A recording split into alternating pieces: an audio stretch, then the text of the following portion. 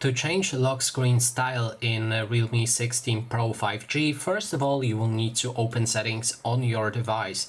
Next step is to scroll down and here select home screen and lock screen style. When we enter it, we'll be able to browse through different lock screens. So the lock screens are located on the top. You can swipe to the left or right to find a different option. Let's cancel it for now because you can add additional options by clicking on the add flux themes and then just browse through them and select whichever one you like. Then it should be added to this list. Finally, if you select one that you like, for example this one, we can apply it.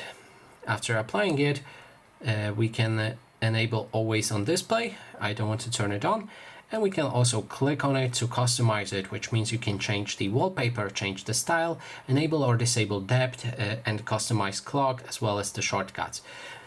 And that is basically everything. Thanks so much for watching.